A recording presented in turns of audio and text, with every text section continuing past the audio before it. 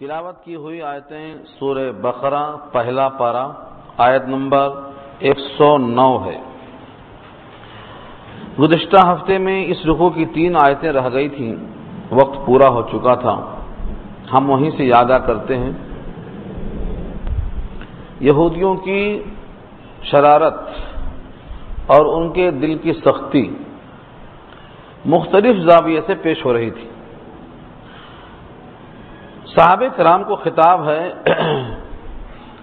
کیا تم چاہتے ہو کہ سوالات کرو اپنے رسول سے جیسا موسیٰ علیہ السلام سوال کیے گئے تھے اس سے پہلے؟ یعنی سوال کر کر کے انہوں نے اذیتیں پہنچائی تھی۔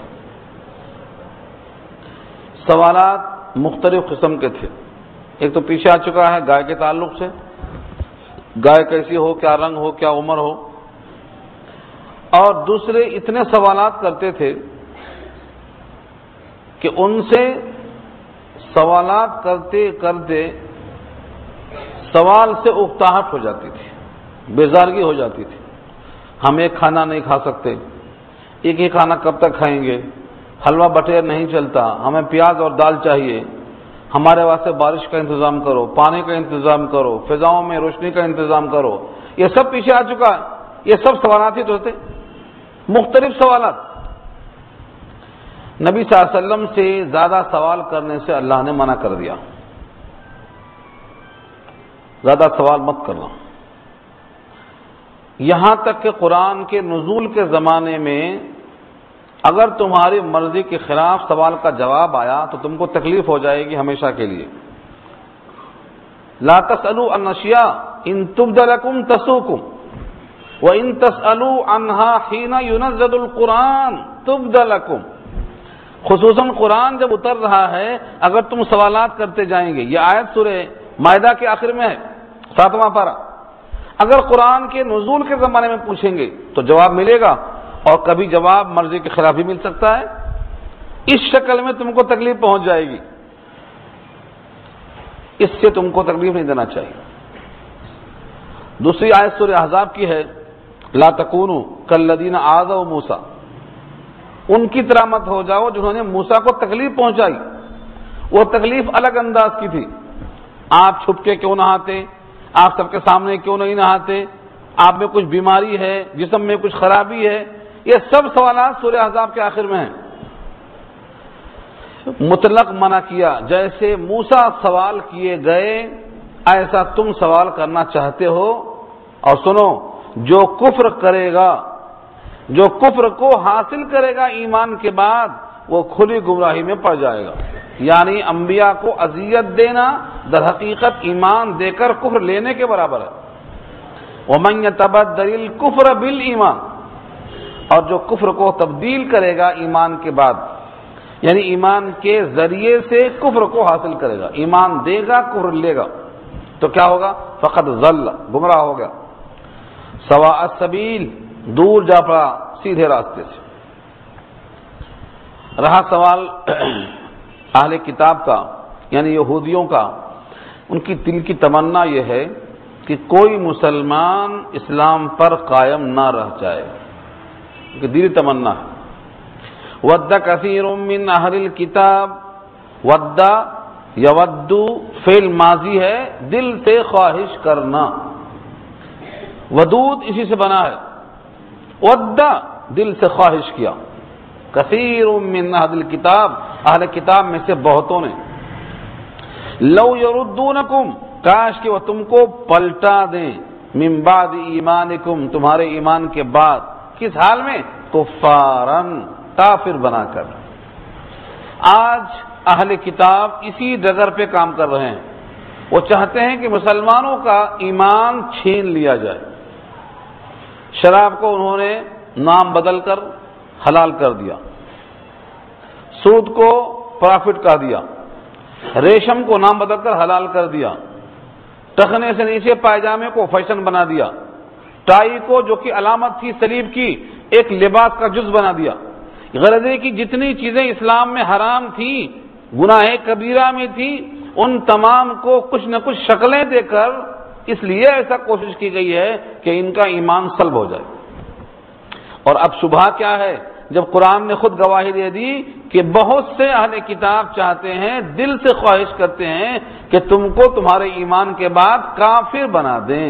اب کیا خواہش، کیوں چاہتے ہیں وہ، کیا وجہ ہو سکتی ہے، ان کو اس سے فائدہ کیا؟ اللہ خود فرماتے ہیں حسدا من عند انفسہم، حسدا، حسد کے معنی کسی کے نعمت کو زائل ہونے کی تمنا کرنا۔ آپ سے آپ کا پڑوسی حسد کرتا ہے تو کیوں کرتا ہے؟ حسد کے معنی ہی آتے ہیں زوال نعمت کی آرزو کرنا۔ حاسد کو ملتا کچھ نہیں، لیکن وہ چاہتا ہے کہ ان کو جو ملا ہے چھین لیا جائے۔ غبطہ اور رشک جائز ہے، یا اللہ ان کو دیا ہے مجھ کو بھی دے دے، یہ جائز ہے۔ یا اللہ آپ نے ان کو نوازا ہے ہم کو بھی نواز دے، یہ جائز ہے۔ لیکن یہ کہ ان کی نعمت چھین لی جائے، بھئی تمہیں کیا فائدہ ہوگا؟ نہیں، اندر سے ایک جذبہ ہے جو سرد پڑے گا، ٹھنڈک پہنچے گی۔ میں اس کی ایک مثال دیا کرتا ہوں، وہ مثال میری نہیں ہے بنائی ہوئی، علامہ سعدی کی ہے۔ انہوں نے ایک کبڑے کو پکڑ کے پوچھا، کبڑا معلوم ہے نا جس کی پیٹھ نکل جاتی ہے، اسے لوگ کبڑا کہتے ہیں۔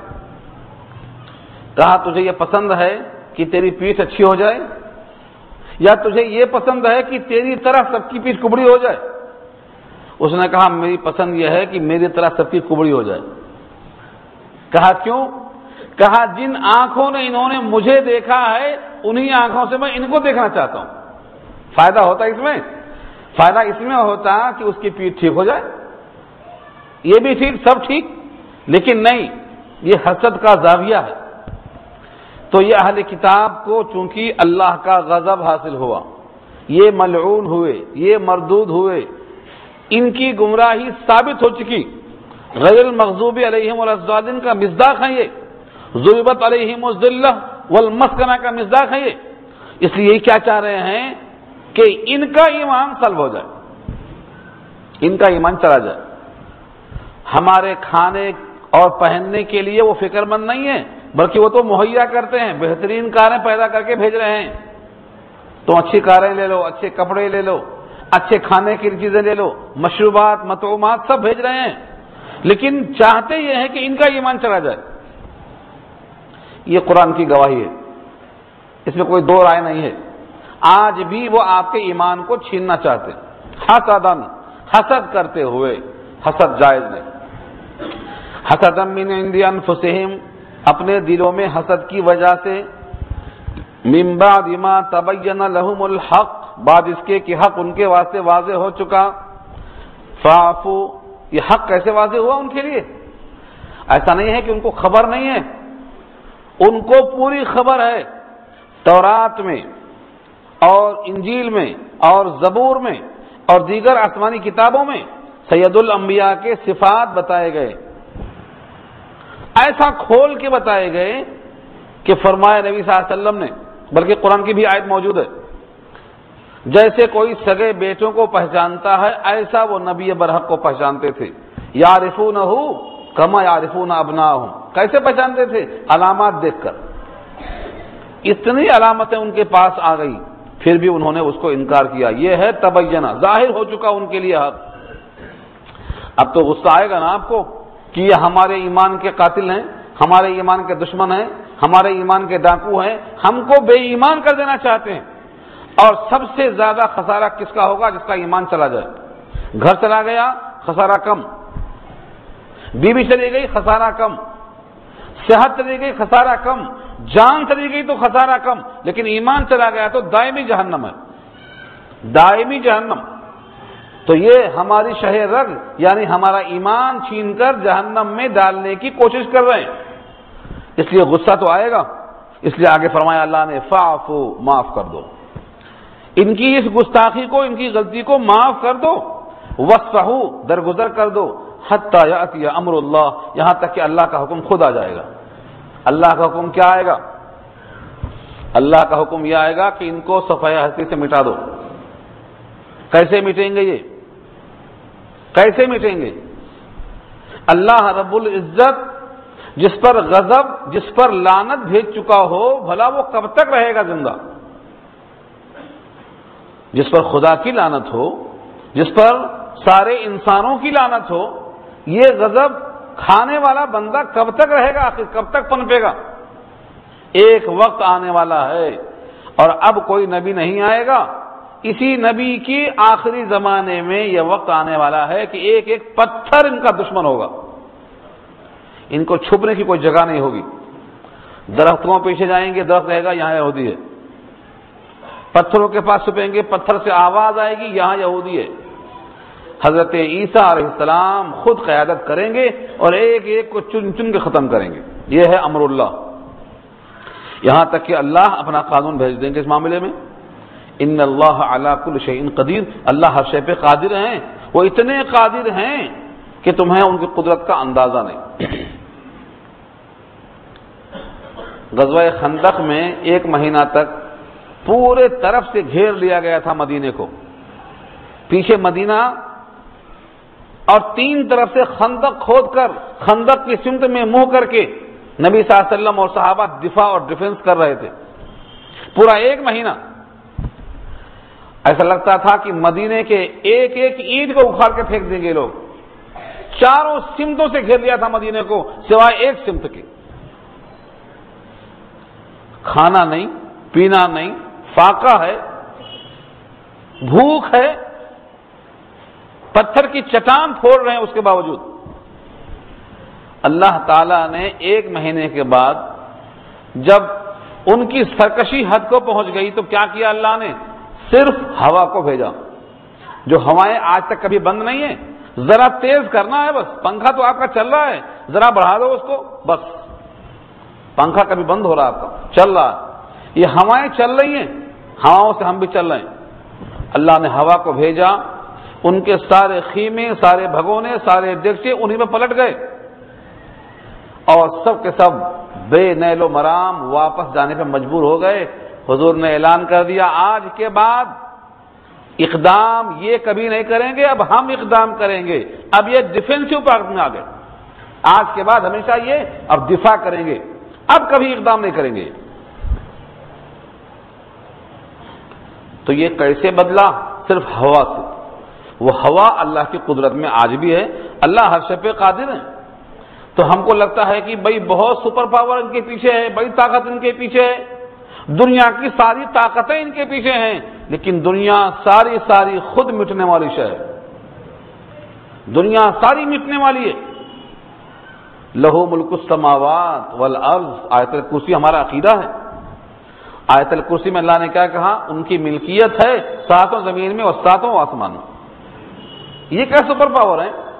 یہ ڈھیل ہے، مہلت ہے، ایسا کھینچتے ہیں ڈھیل میں، سنستدرجہم من حیث لا یعلمون، ڈھیل جیسے مچھلی کو شکاری ڈھیل دیتا ہے چارہ کھانے کے لیے، وہ لے کے بھاگتی ہے، انہیں رسی چھوڑ دیتا ہے، وہ سمجھتی ہے کہ یہ غذا لے کر میں بھاگ رہی ہوں، اور شکاری سمجھتا ہے کہ ابھی پورا نگلنے کے بعد باہر آنے والی ہے۔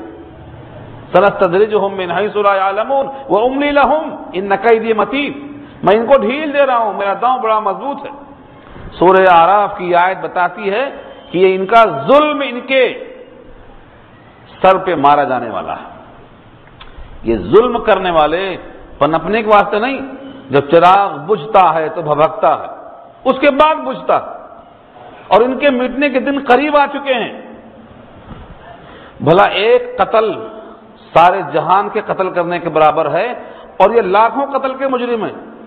جس نے ایک قتل کیا بے قصور کا، اس نے گویا سارے انسانیت کو ختم کر دیا۔ جب قرآن کا یہ اصول ہے کہ ایک کو مارنے والا گویا سب کو مار چکا، تو بھلا ایسے قاتل اور ایسے ظالم اور ایسے سفاک اور ایسے درندے اس زمین پر باقی کیسے رہ سکتے ہیں؟ اللہ اپنی قدرت ضرور دکھائیں گے۔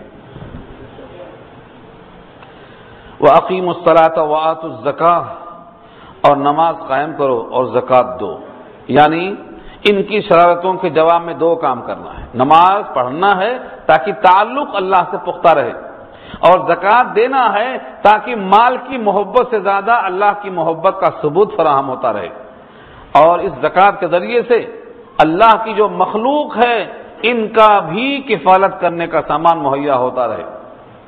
2.5% اپنے ہی بھائی کو اور بہن کو اور خالہ کو اور ماموں کو دینے میں کیا حرج ہے؟ اگر کوئی اپنے خالہ بھائی ماموں کو، اور یہ تو رشتے خونی ہیں، ان سے بڑا رشتہ ایمان کا رشتہ ہے۔ اسی واسطے غزوہ بدر میں ایک طرف چاچا تھے، ایک طرف بھتیجے تھے، ایک طرف بیٹے تھے، ایک طرف باپ تھے، اور قتل کرنے کو نکل پڑے تھے۔ تو یہ رشتوں سے زیادہ ایمانی رشتہ ہے۔ لہذا ایمان والے رشتوں کی بنیاد پر اگر ہم 2.5% خیرات کر رہے ہیں، اور اللہ کا حکم بھی ہے، اوپر سے اجر بھی ہے، اور اس سے ہماری سخاوت کا اظہار بھی ہے، تو ان دو چیزوں سے ثابت ہوتا کہ ہم اللہ کے حکم کے پابند ہیں، نماز پڑھ کر بدنی عبادت اور زکوٰۃ دے کر مالی عبادت۔ پھر اس کے بعد وعدہ الہی یہ بھی ہے، وَمَا تُقَدِّمُوا لِأَنفُسِكُم مِّن خَيْرٍ تَجِدُوهُ عِندَ اللَّهِ، اور جو کچھ تم آگے بھیجو گے اپنی ذات کے لیے بہتری، اس کو اللہ کے پاس پاؤ گے۔ وعدہ ہے۔ 1 روپیہ بھیجا، یہاں تو ڈر لگتا ہے پتہ نہیں وہ پہنچا کہ نہیں پہنچا، کوئی بیچ میں کھا گیا ہو، لیکن یہ اللہ فرماتے ہیں اگر تم نے میرے حکم پر، میرے نام پر 1 روپیہ دیا تو 1 روپیہ تمہارا ہم وہاں محفوظ تمہیں پیش کریں گے، اور 1 کا بدلہ 1 نہیں، 700 گنا بڑھا کر، 700 گنا بڑھا کر۔ اور مثال دیا نبی پاک صلی اللہ علیہ وسلم نے کہ جس طرح سے تم ایک گائے کا بچڑا پالتے ہو، وہ دیکھنے کو چھوٹا بچڑا اور سال 2 سال میں توانا تندرست بیل کی شکل میں تیار نکلتا ہے، اللہ تعالیٰ تمہارے مال کو اپنے دستے قدرت میں رکھ کر اس کو ایسا بڑھاتے ہیں۔ اور اللہ نے خود کہا جو تم بینکوں میں رکھتے ہو سود کھانے کے لیے وہ نہیں بڑھتا، لیکن میرے پاس جمع کرتے ہو وہ بڑھتا۔ وَمَا آتَيْتُم مِّن زَكَاةٍ تُرِيدُونَ وَجْهَ اللَّهِ فَأُولَٰئِكَ هُمُ الْمُضْعِفُونَ وَمَا آتَيْتُم مِّن رِّبًا لِيَرْبُوَ فِي أَمْوَالِ النَّاسِ فَلَا يَرْبُو عِندَ اللَّهِ۔ دونوں آیتیں بتاتی ہیں سورہ روم پر 21 کی کہ اللہ کو دو گے بڑھے گا اور حلال بڑھے گا، اور بینکوں سے سود کھانے کے واسطے جمع کرو گے تو بڑھے گا، مٹے گا، جس کو ہم محاق کہتے ہیں۔ 40 سال کے اندر اندر سود خوار کا سارا مال مٹنے والا ہے، پنپ نہیں سکتا۔ سود کو اللہ مٹاتا ہے، یمحق اللہ الربا، اللہ مٹاتا ہے، یہ الفاظ اللہ کے ہیں، یمحق اللہ الربا ویربی الصدقات، صدقات کو اللہ بڑھاتے ہیں اور سود کو مٹاتے ہیں۔ بھلا جس کو اللہ مٹاتے اسے کیا پنپنا، کیسے پنپے گا؟ وہ بظاہر نظر آتا ہے کہ یہ بڑھ رہا ہے، یہ بڑھ رہا ہے، یہ بڑھ رہا ہے، مگر یہ سوجن ہے، سوجن، جسم بڑھتا نظر آتا ہے مگر سوجا ہوا ہے، اس کو فنا ہے، اس کو زوال ہے۔ جس کو اللہ نہ بڑھائے وہ نہیں بڑھ سکتا۔ تو قرآن کریم کی اس آیت نے وعدہ کیا جو کچھ تم بھیجو گے اپنے جانوں کے واسطے بہتری و بھلائی، اس کو اللہ کے پاس پاؤ گے۔ تجدوہ عند اللہ، یہ جملہ سورہ مزمل میں بھی آئے گا، وہاں بھی کہا جو کچھ تم بھیجو گے آگے ملے گا۔ وما تقدموا لانفسکم من خیر تجدوہ عند اللہ هو خیرا واعظم اجرا، سورہ مزمل کے آخر میں بھی فرمایا، اور یہ بارہا فرمایا۔ اور اگر آپ غور کریں خیرن میں جو 2 زیر ہے اس کو ہم تنوین کہتے ہیں، یہ برائے تقلیل ہے۔ جو کچھ تم نے بھیجا اپنے ذات کے لیے خیر، کچھ بھی، تھوڑا، 1 چونی 1 اٹھنی، خیرن کی تنوین سے ذرہ برابر خیر بھیجا۔ اس کمی کو ہم چونی اٹھنی کہہ کے بتا رہے ہیں، لیکن اللہ نے کیا بتایا؟ گیہوں کا دانہ ذرا بڑا ہوتا، چنے کا ذرا اور بڑا ہوتا، بٹانے کا ذرا اور بڑا ہوتا، سب میں چھوٹا دانہ کیا ہوتا؟ سرسوں کا دانہ، رائی کا دانہ۔ اللہ نے سرسوں کے دانے کی مثال دے کے بتایا، وَإِنْ كَانَ مِثْقَالَ حَبَّةٍ مِّنْ خَرْدَلٍ، اگر تمہارا خیر رائی کے دانے کے برابر ہے، اور وہ دانہ بھی کسی پتھر کی چٹان میں بند ہے، اور وہ پتھر کی چٹان بھی کہیں 7 آسمان 7 زمین میں کہیں پڑی ہوئی ہے، اللہ کا وعدہ ہے کہ اس دانے کو چٹان سے نکال کر ہم حاضر کریں گے۔ وَإِنْ كَانَ مِثْقَالَ حَبَّةٍ مِّنْ خَرْدَلٍ فَتَكُنْ فِي صَخْرَةٍ أَوْ فِي السَّمَاوَاتِ أَوْ فِي الْأَرْضِ يَأْتِ بِهَا اللَّهُ، اللہ حاضر کریں گے۔ فرشتوں کے ذمہ نہیں کیا اس کام کو، اللہ نے کہا یہ کام اللہ خود کریں گے، تم نے اللہ کو دیا ہے۔ اللہ سے زیادہ غیور کون ہو سکتا ہے؟ غیرت مند آدمی کسی کا احسان سر پہ باقی نہیں رکھتا، ادا کرنے کی کوشش کرتا۔ اللہ سے زیادہ غیور کون ہو سکتا ہے؟ خود نبی صاحب فرماتے ہیں واللہ اغیر منی وانا اغیر منک، میں تم سب سے زیادہ غیرت مند ہوں اور اللہ مجھ سے زیادہ غیرت مند ہے۔ تم نے اللہ کو دیا ہے تو ضائع ہو سکتا؟ یہ وعدہ اللہ کا ہے، ایک جگہ نہیں ہے، کئی جگہ وعدہ ہے۔ اگر تم نے رائی کا دانہ بھی دیا ہے تو سمجھو میں نے جمع کیا ہے۔ ایسے بینک میں جہاں کبھی خسارہ نہیں ہوگا، اور ایسی کمپنی جہاں کا شیئر کبھی مارکیٹ میں گرنے والا نہیں ہے، مگر یہاں لگانے کو لوگ روتے ہیں۔ کیا سمجھتے ہیں؟ کس کو نظر آتا؟ کھاتا نہیں نظر آتا آپ کو۔ اگر آپ کے ایمان میں اتنی کمزوری ہے کہ کھاتا دیکھ کر آپ شروع کریں گے تو ایمان بالغیب کسے بولتے ہیں؟ ایمان بالغیب کہتے ہی اسی کو ہیں، بغیر دیکھے مان لینا۔ میں نے آپ کو سنایا تھا واقعہ، پھر سن لو، تازہ کر لو۔ حارثہ شہید ہو گئے، حارثہ شہید ہو گئے۔ ان کی والدہ آئیں، کہا اے اللہ کے نبی آپ کو معلوم ہے کہ حارثہ کو میں بہت چاہتی تھی، ان کا انتقال ہو گیا۔ ربیع ان کی والدہ کا نام، کہتی ہیں اگر میرا بیٹا جنت میں ہے تب تو ٹھیک ہے، ورنہ میں اتنا روؤں گی کہ آپ دیکھیں گے میں کتنا روتی ہوں صدمے سے۔ آقا نے کہا بھولی بھالی کیا جنت ایک ہی ہے؟ تیرا بیٹا تو جنت عدن کے اندر ہے، جنت الفردوس کے اندر ہے، جنت ایک نہیں ہے۔ اور اس خاتون کو کہا کہو تو دکھا دوں جنت میں کھیلتا ہوا۔ انہوں نے کہا جنت کو دیکھا نہیں، آپ کے کہنے سے مان لیا ہے، تو جنت میں آنے کو بھی ہم آپ کے کہنے سے مان لیں گے، دیکھنے کی ہمیں کیا ضرورت ہے؟ اگر دیکھنے کی خواہش کر دیا تو ایمان کہاں؟ مشاہدہ ہو گیا وہ تو، یہ دیکھنا مشاہدہ ہے، اور بغیر دیکھے ماننا یہ ایمان بالغیب ہے۔ تو اللہ کا یہ وعدہ ہے کہ تمہارا ایک ایک پیسہ جو میرے نام پہ خرچ ہوگا اس کا میں تحفظ کروں گا، بس شرط ایک ہے، ریاکاری سے پاک ہونا شرط ہے، ایک ہی شرط ہے۔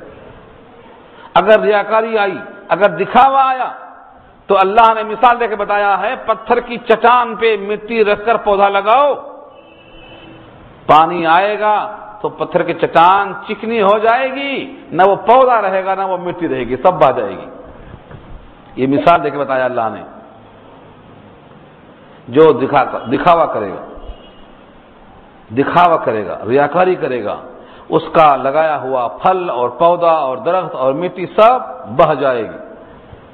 یترکونہ صلدا، اس پتھر کو چکنا چھوڑ دیں گے آپ، باقی سب بہ جائے گا۔ تیسرے پارے میں آیت آنے والی ہے۔ اس کا مطلب کیا نکلا؟ ایک شرط ہے کہ وہ بندوں کے لیے خرچ نہ کیا ہو، اللہ کے لیے ہی خرچ کیا ہو، یہی تو ریاکاری سے بچنا ہے، اور اللہ کے لیے ہی خرچ کیا ہے تو اللہ کا وعدہ ان اللہ بما تعملون بصیر، بے شک اللہ تم جو کرتے ہو وہ دیکھ رہے ہیں، تم کیا کر رہے ہو، کہاں کر رہے ہو، کیسا کر رہے ہو، سب اللہ کی نگاہوں میں ہے۔ یہ ایک آیت کا ٹکڑا ہے، اس پر کبھی غور کیا آپ نے؟ اللہ جو کچھ تم کر رہے ہو دیکھ رہے ہیں۔ چھوٹی سی بات ہے، آپ بیڑی پی رہے ہیں، آپ کا استاد آ گیا تو کیا کرتے آپ؟ چھپا دیتے بیڑی، کیوں؟ اس کے سامنے شرمندگی ہو رہی ہے۔ بیڑی پینے والا، سگریٹ پینے والا، شراب پینے والا وہ سمجھتا ہے کہ یہ وہ دیکھ لیں گے تو ان کے سامنے خفت ہوگی۔ اللہ فرماتے ہیں تمہارا سارا کام میں دیکھ رہا ہوں، اب کرنا ہے تو کر۔ اور در حقیقت 5 وقت کی نماز اسی کی ٹریننگ ہے۔ کیا ٹریننگ ہے؟ نماز ایسی پڑھو کہ تم اللہ کو دیکھ رہے ہو، ایسا نہیں تو کم سے کم یہ خیال کرو کہ وہ ضرور تمہیں دیکھ رہا ہے۔ اب 5 وقت دماغ میں یہی رہے گا، مجھ کو اللہ دیکھ رہا ہے، مجھ کو اللہ دیکھ رہا ہے، مجھ کو اللہ دیکھ رہا ہے۔ دن میں 5 بار دماغ میں تصور آئے گا تو گھر میں جائے گا تو کہے گا اللہ دیکھ رہا ہے، تولے گا تو اللہ دیکھ رہا ہے، بولے گا تو اللہ دیکھ رہا ہے۔ دماغ میں اللہ کے ساتھ استحضار پیدا ہوگا، اس لیے ڈنڈی نہیں مار سکتا، جھوٹ نہیں بول سکتا، غلط کام نہیں کر سکتا۔ چلو بھائی کوئی نہیں ہے جہاں سمجھتا وہاں دماغ میں آتا نہیں میرا رب میرے ساتھ۔ یہ نماز کی ٹریننگ اسی واسطے ہے۔ اور جس بندے کو ایسی نماز کی توفیق ہو گئی وہ ہر برائی سے رک جائے گا. یہی کہا اللہ نے سورہ عنکبوت میں کہ نماز بے حیائی سے، منکرات سے روکتی ہے، ایسی نماز ہو تو روکتی ہے. تو قرآن کریم کی اس آیت میں بہت بڑی بات ہے کہ بے شک اللہ جو تم کرتے ہو وہ دیکھ رہا ہے، اب جو کرنا ہے کرو. ایک گواہ تمہارے ساتھ تمہارے عمل پر اللہ کی ذات ہے، اب ان کو دکھا کر ایسی غلطی کرنے کی جرت ہے تو کرو. یہ تصور پیدا کیا اللہ نے. اس کے بعد یہاں سے پھر ان کافروں کا جو یہودی کی شکل میں ہوتے ہیں، ایک ان کا عقیدہ پیش کیا اللہ نے. یہ ان کی غلط فہمی ہے.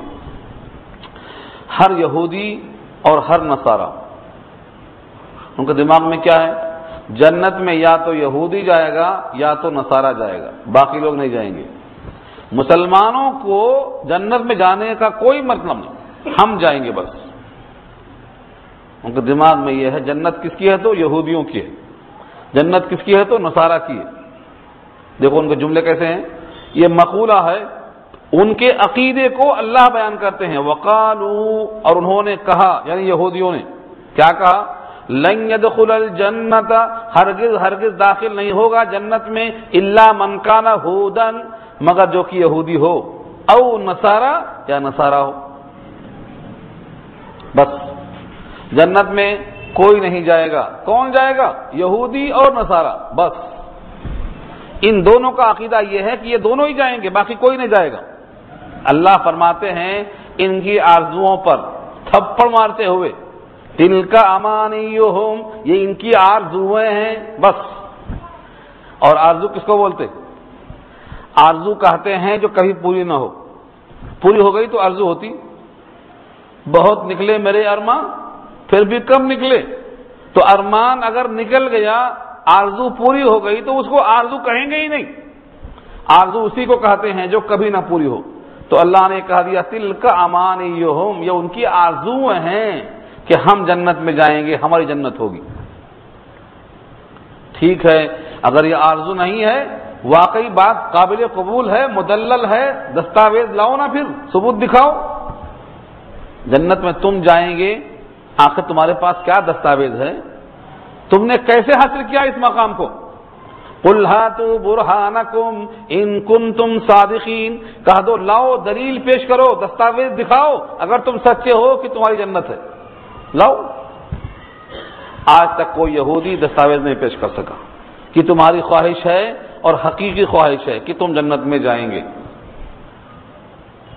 دستاویز تو کیا ملتا؟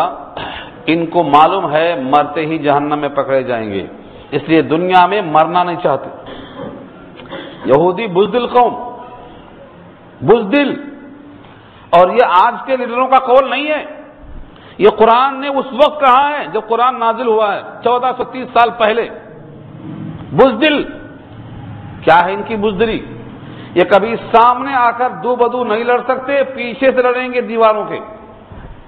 دو بدو، ہاتھا پائی، پنجا آزمائی، زور آور کبھی نہیں ہوئے ہیں. یہ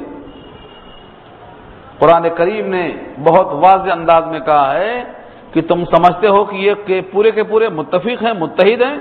نہیں. تحسبہم جمیعا وقلوبہم شتیٰ، تم سمجھتے ہو اکٹھا ہیں، دل متفرق ہے. یہ تمہارے سامنے آ کر کبھی نہیں لڑیں گے. او من ورائی جدر، دیوار کے پیچھے سے ہی حملہ کریں گے. اوپر سے آئے بم ڈال کے چلے گئے، بڑے بڑے ٹینکوں کے پیچھے چھپ کر مر رہے ہیں. بہادر تو وہ بچے ہیں جو ان کا مقابلہ بندوق سے نہیں، غلیل سے نہیں، پتھر سے کر رہے ہیں. تو وہ بچے ہیں جن کو جان کی پرواہ نہیں ہے. یہ تو ہمیشہ بزدل قوم ہے. قرآن نے کہا تحسن، یعنی قلعہ بند ہو کر لڑتے ہیں. غزوہ خیبر میں پورا مہینہ بند رہے، دروازہ نہیں کھولا انہوں نے. کیوں نہیں کھولا دروازہ؟ مسلمان چاروں طرف سے گھیرے ہوئے ہیں، یا اندر قلعہ بند ہیں، پورا 1 مہینہ تک دروازہ نہیں کھولا. 1 مہینے کے بعد کھولا تو صلح کے لیے کھولا. دم تھی تو لڑتے ہوتے اس وقت. ایک نہتھا معصوم اور ایک مسلح، اور ان دونوں کا مقابلہ ہے. تو یہ معصوم یہ بہادر ہے کہ یہ بہادر ہے؟ تو تو قرآن نے پہلے ہی کہہ دیا ہے کہ دو بدو نہیں لڑیں گے، کبھی بھی لڑیں گے تو پیچھے سے لڑیں گے، دیوار کے پیچھے سے، کوئی نہ کوئی سامنے آڑ ہو جس سے ان کے مرنے کا خطرہ نہ ہو، تب لڑ سکیں گے یہ۔ اور بخدا ان کی تاریخ پڑھ لو، یہی ملے گی آپ کو، یہ قرآن نے بیان کیا ہے۔ تو اس آیت میں اللہ نے واضح کر دیا کہ تمہاری جو خواہش ہے یہ خواہش ہی رہے گی، تمہارے پاس کوئی ثبوت نہیں ہے۔ ہاں، ہمارے پاس ایک اصول ہے، جنت میں کون جائے گا اس کا ایک اصول ہے، ایک ضابطہ ہے، جو اس ضابطے کی تکمیل کرے گا، ان شرطوں کو پورا کرے گا، ضرور جنت میں جائے گا۔ وہ ضابطہ کیا ہے؟ بلا، ہاں کیوں نہیں، من اسلم وجهه لله وهو محسن فله اجره عند ربه ولا خوف عليهم ولا هم يحزنون۔ اس آیت میں اللہ نے وہ اصول پیش کر دیا، بلا، ہاں کیوں نہیں، من اسلم وجهه لله، جس نے اپنا چہرہ جھکا دیا، جس نے اپنا رخ اللہ کے لیے جھکا دیا۔ اسلم، اسلام۔ ایک صاحب نے کہا کہ مسلمان کسے کہتے ہیں؟ میں نے کہا مسلمان کسے کہتے ہیں مت دیکھو، پہلے یہ دیکھو اسلام کسے کہتے ہیں۔ اسلام کہتے ہیں گردن جھکا دینا، سرنڈر ہو جانا، اطاعت قبول کر لینا۔ اسلم، جس نے اپنا چہرہ، اپنا رخ سرنڈر کر دیا۔ اسلم وجہہ، اپنا چہرہ رکھ دیا اطاعت کے لیے، کس کے لیے؟ للہ، اللہ کے لیے۔ یہ میرا چہرہ، مراد میرا وجود اللہ کا بنایا ہوا ہے، اللہ کے لیے ڈھیر۔ اور ایک شرط کے ساتھ ڈھیر کرنا ہے، وہ شرط کیا ہے؟ وَهُوَ مُحْسِنٌ، جبکہ وہ محسن ہو۔ اور محسن ترجمہ کیا ہے مخلص، مگر میں اس کو تھوڑا کھولتا ہوں تاکہ معلوم ہو کہ محسن کی یہ شرط اللہ نے کیوں لگایا۔ ابھی آپ نے سنا حدیث، جب جبریل نے پوچھا اے اللہ کے نبی مل احسان، احسان کیا ہے؟ فرمایا ان تعبد اللہ کأنک تراہ فإن لم تکن تراہ فإنہ یراک، تم اللہ کی بندگی ایسا کرو کہ تم اللہ کو دیکھ رہے ہو، ایسا نہیں ہو سکتا تو تم ضرور خیال کرو کہ تمہیں اللہ ضرور دیکھ رہا ہے۔ یہ کیا ہے؟ احسان ہے۔ اس درجے پر جو اطاعت کو قبول کر لے وہ بندہ محسن کہلاتا ہے، اس کی جمع محسنین ہے۔ یہاں اللہ اسی کو فرماتے ہیں کہ جس نے اپنا چہرہ، اپنا گردن جھکا دیا اللہ کے لیے، بشرطے کہ وہ محسن ہو، یعنی مخلص ہو، یعنی ہر عمل اس کا اللہ کے لیے ہو۔ جبریل نے یہی سکھلایا، اور ابراہیم جیسے وفادار سے اللہ نے یہی کہلوایا۔ کیا کہا؟ قل، اے ابراہیم آپ کہیے، ان صلاتی و نسکی و محیای و مماتی للہ رب العالمین، میری نمازیں، میری قربانیاں، میرا جینا، میرا مرنا سب اللہ کے لیے۔ یہ کہلوایا ابراہیم سے، تو ابراہیم کیا ہوئے؟ وفادار، نمونہ، ان کا ہر عمل نمونہ بنایا اللہ نے۔ اور تنہا کہا، تنہا ابراہیم ایک امت کے برابر ہے، ان ابراہیم کا نا امتن، تنہا وہ ایک امت کے برابر ہے۔ کیوں؟ ان کا ہر عمل امت کے واسطے میں نمونہ ہے۔ تو اس آیت میں دو باتیں ہوئی، جو شخص اپنا چہرہ جھکا دے، اپنا رخ اللہ کی طرف کر دے، بشرطے کہ وہ محسن ہو، فلہ اجرہ عند ربہ، تو اس کا اجر ہے اس کے رب کے پاس، ولا خوف علیہم، اس پر کوئی خوف نہ ہوگا، ولا هم يحزنون، وہ غمگین بھی نہ ہوگا، نہ خوف نہ غم۔ خوف ڈر کو بولتے ہیں، اور یحزنون کے معنی حزن، اندیشہ، غم کا، کہ ہمیں آئندہ کیا ہوگا، بڑھاپے میں کیا ہوگا، قبر میں کیا ہوگا، فلاں جگہ کیا ہوگا، اس کو حزن کہتے ہیں، فکر کھائے جانا۔ کسی چیز کو، کسی کام کی فکر کو اگر دل پہ اوڑھ لیا ہے تو اس کو حزن کہا جاتا ہے۔ بچیاں بڑی ہو گئیں کیا ہوگا، بڑھاپا آ گیا کیا ہوگا، آمدنی نہیں ہے تو کیا ہوگا، آئندہ کا غم کھایا جاتا ہے، یہ حزن ہے، حزن۔ اور یہ لفظ آیا ہے یوسف میں، حضرت یوسف جب گم ہو گئے تو یعقوب کو یہی حزن تھا، کیا ہوگا یوسف کا، کیا ہوگا بنیامین کا، کہاں ملاقات ہوگی۔ اشکو بستی و حزنی الی اللہ، میرا حزن اللہ کی بارگاہ میں پیش کرتا ہوں۔ تو حزن کے معنی آئندہ کی فکر۔ اس آیت کا واضح مطلب کیا نکلا؟ یہودی ہو یا نصارہ، کوئی بھی شخص ہو، اگر اس نے اپنا رخ اللہ کی طرف کر دیا بشرطے کہ وہ محسن ہے تو اس کا اجر ملے گا، مگر یہودیوں میں تو مکاری ہے، ان کا رخ اللہ کی طرف ہے ہی نہیں، اس لیے ان کو یہ وصول سے اپنے آپ کو تول لینا چاہیے کہ انہیں کیا ملنے والا ہے۔ اللہ نے کہا لگے ہاں تو ہم ہی تول دیں۔ دیکھو دو جملے آ رہے ہیں آگے، اب نیا رکوع شروع ہو رہا ہے مگر بات مسلسل آ رہی ہے۔ یہودی کہتے ہیں نصارہ نتھنگ، کچھ بھی نہیں، اور نصارہ کہتے ہیں یہودی نتھنگ۔ ابھی اوپر کیا کہا تھا انہوں نے؟ جنت میں یا تو یہودی جائے گا یا تو نصارہ، اور ان دونوں کا مقولہ اللہ یہاں بیان کرتے ہیں، وقالت اليہود لیست النصارى علی شیء، یہودی نے کہا کہ نصارہ کسی چیز پر قائم نہیں ہیں، بے بیس کے ہیں۔ وقالت النصارى لیست اليہود علی شیء، اور نصارہ نے کہا کہ یہودی کسی چیز پر قائم نہیں ہے، یہ بھی بغیر بنیاد کے ہیں۔ وہم یتلون الکتاب، حالانکہ وہ دونوں کتاب پڑھتے ہیں، آسمانی کتاب پڑھتے ہیں، ایک زبور پڑھتا ہے، ایک تورات پڑھتا ہے، ایک انجیل پڑھتا ہے، ایک قرآن پڑھتا ہے، یہ سب پڑھتے ہیں، آسمانی کتابیں پڑھنے کے باوجود ایسا کہہ رہے ہیں، حالانکہ یہودی تورات پر ہیں اور نصارہ انجیل پر ہیں، تو یہ ان کو اور یہ ان کو کہتے ہیں دونوں بغیر بیس کے ہیں، جبکہ دونوں کتاب پڑھ رہے ہیں۔ تو یا تو کتاب پر عمل نہیں ہے اور یا تو کتاب صحیح طور پر ان کے پاس باقی نہیں ہے، ورنہ پھر یہ کیوں کہتے ہیں کہ نصارہ کچھ نہیں؟ یہ ان کو کہتا کچھ نہیں، یہ ان کو کہتا کچھ نہیں۔ اللہ فرماتے ہیں وہم یتلون الکتاب، حالانکہ دونوں کتاب پڑھتے ہیں۔ کذالک قال الذین لا یعلمون مثل قولہم، ایسا ہی کہا ان لوگوں نے جو نہیں جانتے ہیں انہی کے قول کی طرح۔ اس سے مراد کون ہیں؟ مشرکین مکہ، جو کچھ نہیں جانتے، ان کا بھی عقیدہ ایسا ہی ہے۔ مشرکین مکہ کو یہودیوں نے تقویت پہنچائی۔ جب مشرکین آ کے بولتے تھے یہ بتاؤ ہم حق پر ہیں کہ محمد صلی اللہ علیہ وسلم، تو وہ کہتے تھے یہودی تم ہی حق پر ہو، تم ہی حق پر ہو۔ یہ قول ان کا دیکھو، ایک طرف کتاب پڑھتے ہیں تورات اور انجیل، اور دونوں میں علامات ہیں نبی کی جس کو دیکھ کر پہچانتے ہیں بیٹے کی طرح، اور جب سوال آتا ہے تصدیق کا تو کہتے ہیں تم ہی حق پر ہو۔ کتاب پڑھنے کے باوجود یہ ان کا تصفیہ ہے۔ تو یہ قرآن نے کہا ایسا ہی کہا ان لوگوں نے جو نہیں جانتے ہیں انہی کے قول کی طرح۔ فاللہ یحکم بینہم یوم القیامہ، پس اللہ فیصلہ کریں گے ان کے درمیان قیامت کے دن، فیما کانوا فیہ یختلفون، جس چیز میں وہ اختلاف کرتے تھے، ان کے باہمی اختلافات کو اللہ ہی فیصلہ کریں گے قیامت کے دن، اور وہ فیصلہ اللہ سنا چکے ہیں۔ قرآن کریم کی کئی آیتوں میں وہ فیصلہ واضح ہو چکا ہے۔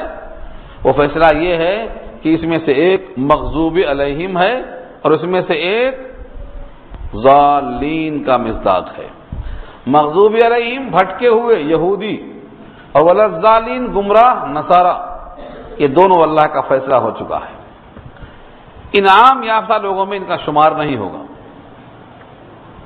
اب یہاں سے ان کے اخلاق، ان کے کردار اور ان کی خرابیاں جو خاص طور سے مشرکین مکہ کو انہوں نے سکھلایا تھا اس کو واضح کیا۔ آپ کو معلوم ہے نبی صلی اللہ علیہ وسلم جب تشریف لے گئے تھے کہ عمرہ کرنے جائیں گے، مشرکین مکہ نے کہا نہیں آپ عمرہ نہیں کر سکتے، مسجد حرام سے روک دیا۔ حالانکہ مسجد حرام کس کے لیے بنائی گئی؟ سارے انسانوں کے لیے برابر ہے، اس میں کسی کا کم کسی کا حق زیادہ نہیں ہے۔ سورہ حج کی 17واں پارہ میں آیت موجود ہے، سواء العاکف فیہ والباد، سواء العاکف فیہ والباد یصدون عن المسجد الحرام، وہ لوگ مسجد حرام سے روکتے ہیں، حالانکہ مسجد حرام کا یہ حال ہے کہ وہ برابر ہے حق میں سب کے لیے، چاہے کوئی گاؤں کا ہو، چاہے کوئی شہر کا ہو، مقامی ہو یا غیر مقامی ہو، سواء العاکف فیہ والباد، بات سے مراد جنگلی دور سے آیا ہو کہیں سے، اور عاقب سے مراد وہیں رہنے والا ہو، سوا برابر. لیکن اس مسجد حرام سے انہوں نے روکا، حالانکہ جن کو روکا وہ زیادہ حقدار ہے کہ وہاں پر پہنچے، کیونکہ وہ اللہ کا نام لیتا ہوا پہنچے گا، اور یہ سراپا شرک کرنے والے ہیں مگر یہ وہاں پر جمے ہوئے ہیں، تو ان کی شرارت کو اللہ یہاں بتا رہے ہیں. ومن اظلم ممن منع مساجد اللہ ان یذکر فیہا اسمہ، اس سے بڑا ظالم کون جو روکے اللہ کی مساجد سے کہ ذکر کیا جائے اس میں اس کا نام. اگر کوئی شخص اللہ کا نام لے رہا ہے مسجدوں میں اور اسے کوئی روک رہا ہے تو اللہ فرماتے ہیں اس سے بڑا ظالم کون جو اللہ کے گھر میں اللہ کا نام لینے سے اللہ کے بندے کو روک رہا ہے. سوال کیوں رکھا؟ یہ بتانے کے لیے کہ اس کا جواب اس بات میں آئے گا اس سے بڑا ظالم اور کوئی نہیں، کیونکہ اللہ کا گھر اور اللہ کا نام اور اللہ کا بندہ، پھر آپ کون؟ روکنے کا حق کیوں رکھتے آپ؟ اس سے بڑا ظالم کون؟ ترجمہ ہوا لفظی اعتبار سے، ومن اظلم، اور اس سے زیادہ ظالم کون؟ ممن منع مساجد اللہ، جو روکے اللہ کی مساجدوں سے. کس کو اور کیوں روکے وہ بحث آگے آئے گی. ان یذکر فیہا، کہ تذکرہ کرے اس مسجد میں اسمہ، اللہ کے نام کا. سورہ جن میں اس کی تشریح رکھا اللہ نے، سورہ جن پارہ 29، اور کہا وَأَنَّ الْمَسَاجِدَ لِلَّهِ، جتنی مسجدیں ہیں سب اللہ کی ملکیت ہیں.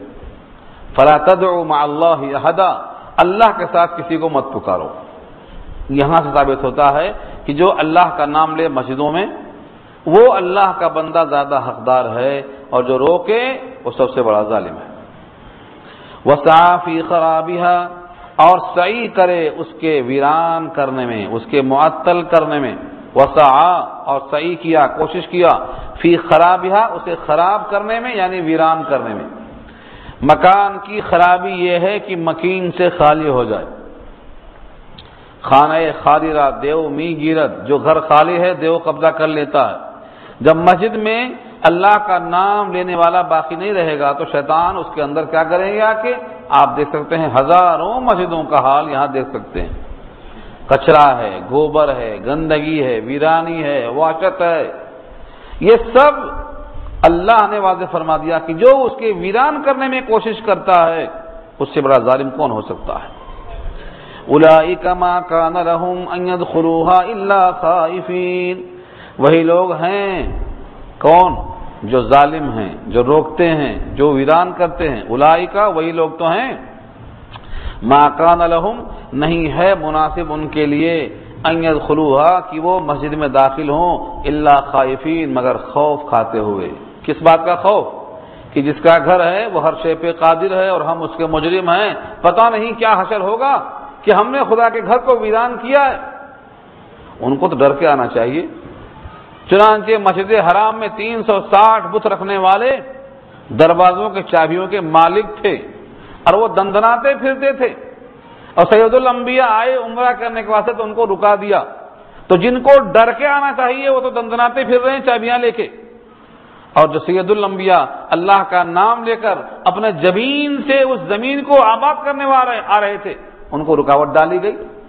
تو اس سے بڑا ظالم کون ہو سکتا ہے؟ تو فرمایا کہ ان کو تو ڈرتے ڈرتے آنا چاہیے تھا جو دندناتے پھر رہے ہیں. اور سنو، لہم فی الدنیا خزی، ان کے لیے دنیا میں رسوائی ہے. وَلَهُمْ فِي الْآخِرَةِ عَذَابٌ عَظِيمٌ، اور ان کے لیے آخرت میں بڑا عذاب ہے. رسوائی دنیا میں کیسے ہوئی؟ جن کے پاس چابیاں تھیں انہوں نے چابیاں مجبور ہو کر حوالے کر دی. سن 8 ہجری میں مکہ فتح ہوا، چابیاں واپس دینا پڑا. لیکن نبی کی سخاوت دیکھو کہ ان کی چابیاں لے کر پھر اسی شخص کو واپس دے دیا جس نے چابی دینے سے انکار کیا تھا. قدرت کے باوجود آپ نے اسی کو دے دیا اور کہا یہ قیامت تک تیرے خاندان میں رہے گی، تم سے چھیننے والا ظالم ہی ہو سکتا ہے. نبی کی سخاوت دیکھو، جس نے نہیں دیا آپ نے اس کو دیا اور خوشی کے ساتھ دیا. اور یہ پیشن گوئی بشارت دے کر دیا کہ قیامت تک تیرے پاس رہے گی. آج بھی اس کے خاندان میں وہ چابی ہے. اللہ فرماتے ہیں دنیا میں اس کی رسوائی کا یہ حال ہوا. مغلوب ہونا رسوائی ہے. اب اللہ کی قدرت دیکھو، وَلِلَّهِ الْمَشْرِقُ وَالْمَغْرِبُ، اللہ ہی کا مشرق بھی ہے، اللہ ہی کا مغرب بھی ہے. فَأَيْنَمَا تُوَلُّوا فَثَمَّ وَجْهُ اللَّهِ، تم کہیں بھی اپنا چہرہ متوجہ کر لو اللہ کی طرف، ادھر اللہ کا رخ پاؤ گے. اینما تولوا، کدھر بھی تم منہ کر لو، فثم وجہ اللہ، تو ادھر اللہ کا رخ پاؤ گے. یہ کیوں کہا؟ اس سوال کا جواب ہے یہودی تانا مارتے تھے مسلمانوں کو کہ ان لوگوں نے پہلے نمازیں پڑھی بیت اللہ کی طرف، پھر نمازیں پڑھی بیت المقدس کی طرف، پھر بیت المقدس سے پھر کر بیت اللہ کی طرف چلے گئے. وہ 16 مہینے کچھ دن جو نماز پڑھتے رہے بیت المقدس کی طرف، اس کا کیا حال ہوگا؟ نمازیں چلی گئی اور جو مر گئے وہ بغیر نماز کے مر گئے. اللہ نے کہا تمہیں کیا معلوم، جب وہ حکم تھا تو وہ صحیح، یہ حکم تھا تو یہ صحیح. سمتوں سے اللہ پاک ہے، اللہ ہر سمت میں ہے، ہر جہت میں ہے. تم جدھر بھی منہ کر لو اسی کی ذات ہے.